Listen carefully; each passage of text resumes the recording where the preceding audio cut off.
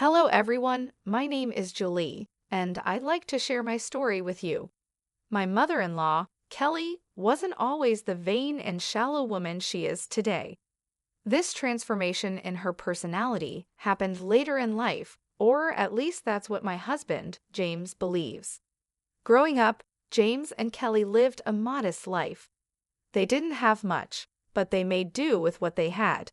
When James was just 5 years old, his father passed away, leaving Kelly to take on the role of the family's breadwinner.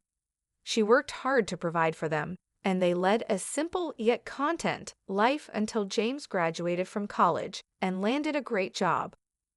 James is an extraordinary man, kind, intelligent, and humble. He earned a full scholarship to medical school and went on to become a doctor. Despite all his success, James has never let it get to his head. However, things began to change for Kelly as she started seeking a more luxurious lifestyle. I should mention that I don't have a job, and there are personal reasons for that, which I'll discuss later. But just because I'm not employed doesn't mean I'm poor or dependent on others. Unfortunately, when Kelly and I first met, she misjudged me. Perhaps it was the way I dressed or carried myself, but something about me seemed to rub her the wrong way. On our first meeting, Kelly turned to James and said, "Is this the girl you've been talking about? She's so plain and average. Why would you choose someone like her? Does she even have a job?" My name is Julie, and yes, I don't have a job, but that doesn't define my worth. Kelly, however, quickly labeled me as a gold digger and a parasite, assuming I was only with James for his money. She made harsh and unfounded judgments about my character. James stood by me and defended me, but the argument with Kelly quickly escalated, forcing us to leave. On the drive home, James apologized for his mother's behavior, admitting that she had crossed a line. He tried to comfort me, saying his mom wasn't the same person she used to be and asking me not to take her words to heart. Despite his reassurance, I couldn't shake the feeling that being around Kelly would be difficult. After all, she's the only parent James has left. I decided to step back and give Kelly some space. Cutting her off completely isn't an option, especially since we don't have much extended family. But I knew that finding a way to coexist with her would be a challenge I had to face.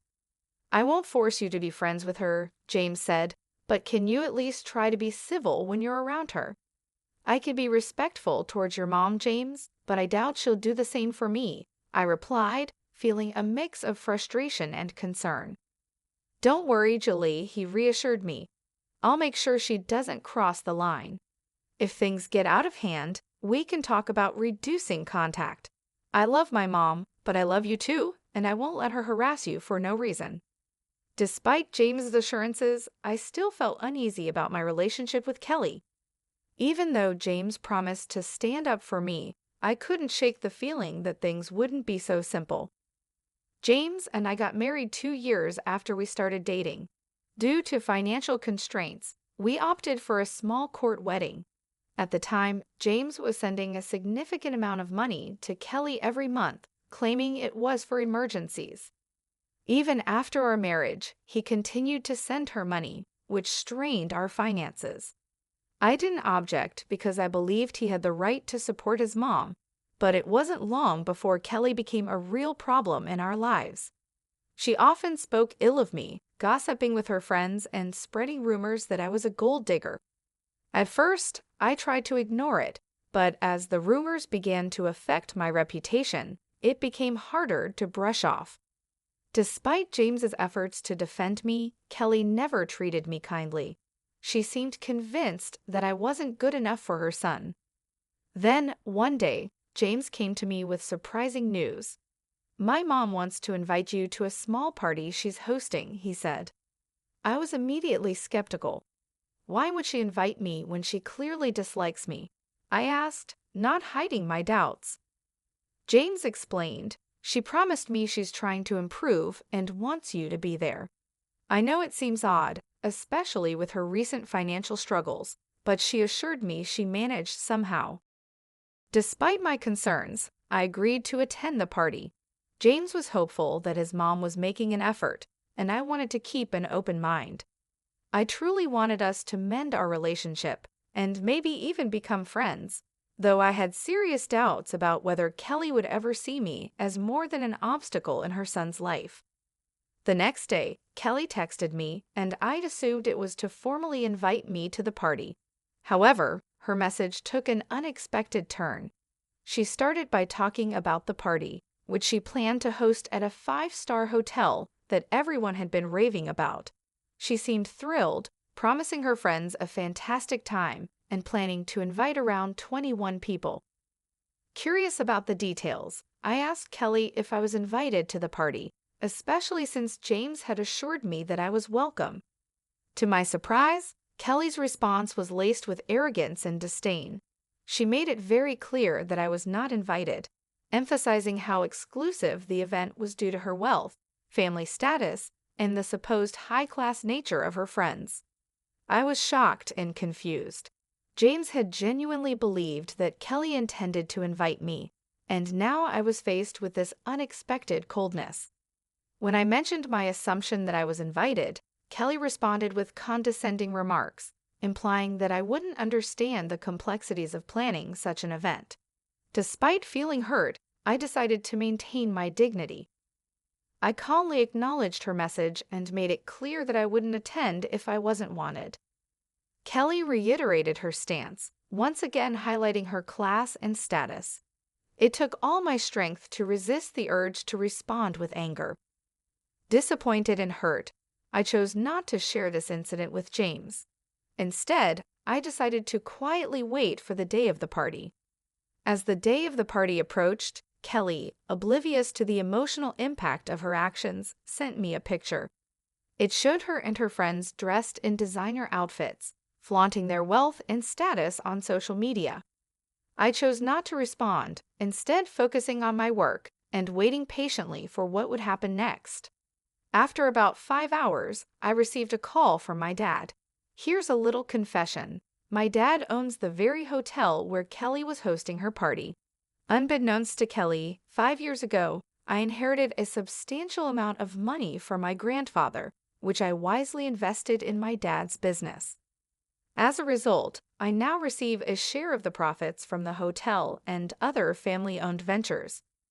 Despite coming from a well-off family, I've always preferred to keep this low-key, which is why Kelly had no idea about my background or the high cost of the five-star hotel she had chosen for her party. During the party, Kelly and her friends ordered freely without bothering to check the menu or the prices, resulting in a hefty $5,000 bill. This turn of events presented the perfect opportunity for a bit of justice.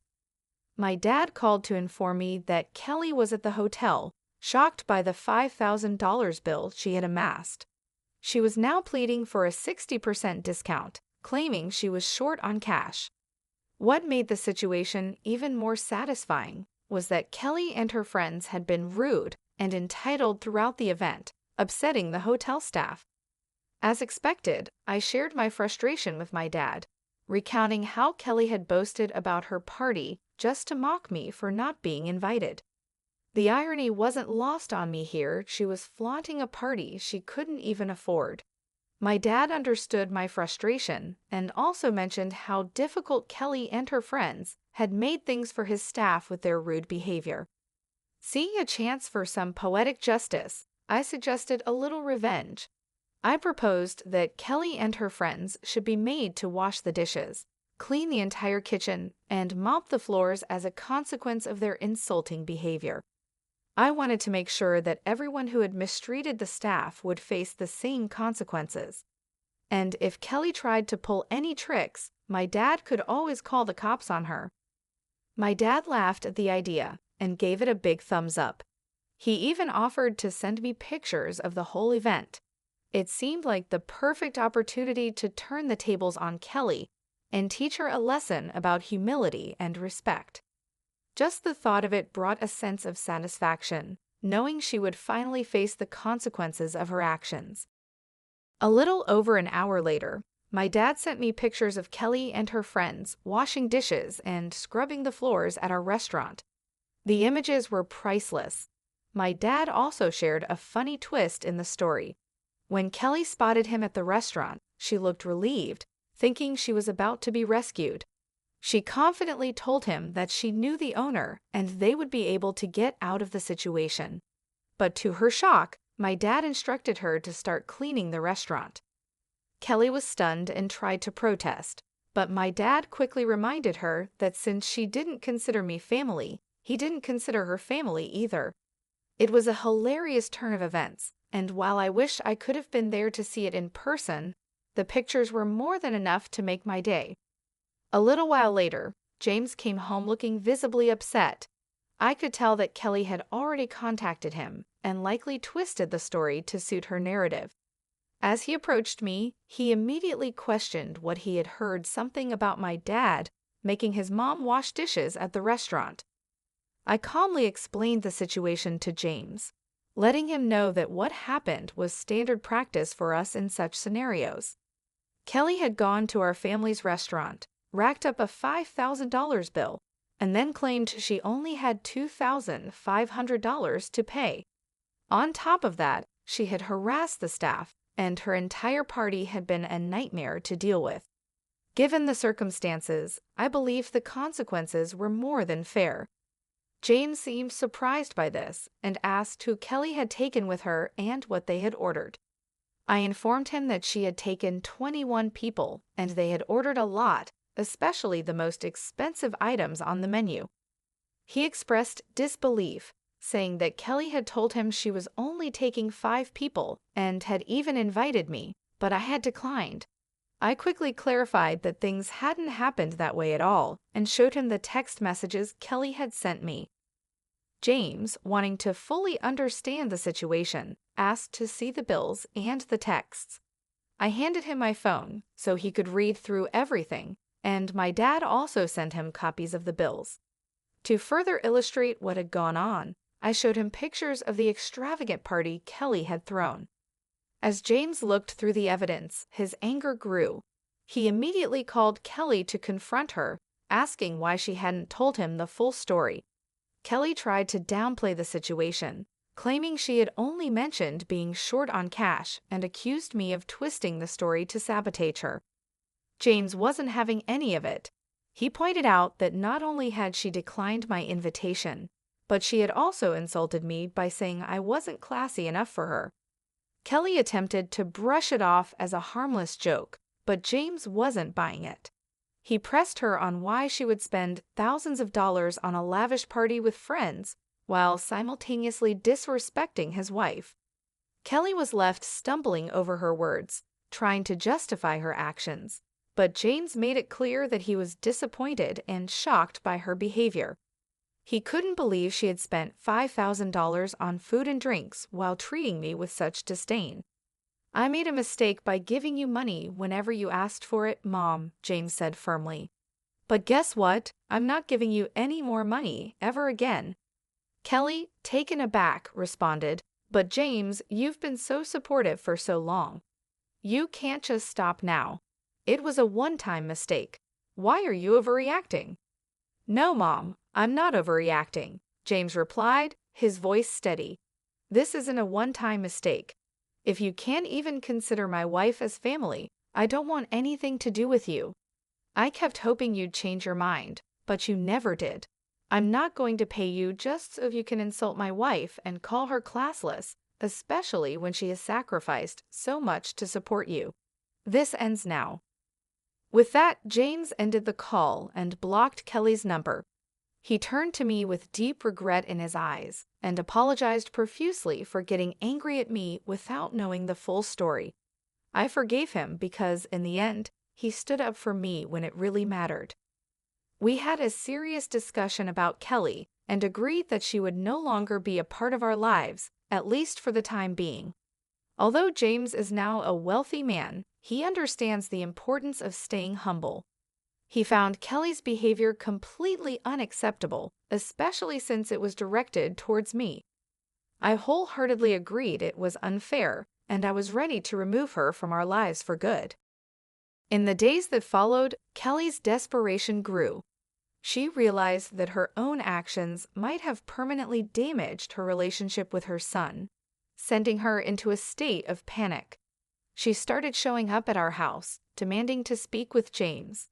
Each time she was turned away at the door, her demands turned into pleas and eventually into outright begging. Despite having a job, Kelly's income wasn't enough to support the high-end lifestyle she had become accustomed to over the years. Now, with James cutting her off financially, she found herself struggling. Meanwhile, instead of continuing to support Kelly, James chose to invest some of his funds into my dad's business, helping him open new hotels and restaurants in the neighborhood. Kelly was left to face the consequences of her actions, realizing too late that her behavior had cost her more than just money, it had cost her the relationship with her son. We do have plans to expand our hotel business into bigger cities, but we'll have to take things one step at a time and see what the future holds. There's a lot to consider when making such a big move, and we want to make sure everything is done right. Since James stopped sending money to Kelly, her life has taken a significant turn. She was used to living a much more comfortable and extravagant lifestyle, but now things have changed dramatically for her. Without the financial support from James, Kelly found it increasingly difficult to maintain her rented condo. The bills started piling up, and she quickly realized that her own income wasn't enough to cover the high costs she was used to. After struggling to make ends meet, she finally decided to end her lease and move into a much smaller one-bedroom apartment. Now, after paying all her bills, she barely has any money left for anything extra. The luxuries she once took for granted are no longer within her reach. We know all of this because Kelly makes sure to keep us informed through emails, of course. She still tries to downplay her past behavior, acting as though we're the ones overreacting and that she's done nothing wrong. But the reality is clear. Her actions have led to this situation, and as a result, she'll be out of our lives for the foreseeable future. Just a month ago, I discovered that I'm pregnant and James and I couldn't be happier. This news has brought so much joy into our lives, and we're completely focused on preparing for the arrival of our little one. We've been busy planning every detail, from setting up the nursery to making sure we have everything we need for when the baby comes. It's an exciting and busy time, but we wouldn't have it any other way. Honestly, I'm relieved that our child won't be exposed to the kind of negativity and shallowness that Kelly represents. As we prepare to welcome our baby into the world, I'm determined to protect our child from any harmful influences, especially from someone who has shown such little regard for others. If the time ever comes when Kelly tries to be a part of our child's life, I'll make sure she doesn't have the opportunity to fill our child's head with any nonsense or negativity. For now, we're focusing on being the best parents we can be and ensuring that our child is born into a loving and supportive environment. We're hoping for a healthy, happy baby, and we're grateful for all the blessings we've received. As we embark on this new chapter in our lives, we kindly ask for your well wishes and support as we prepare to welcome our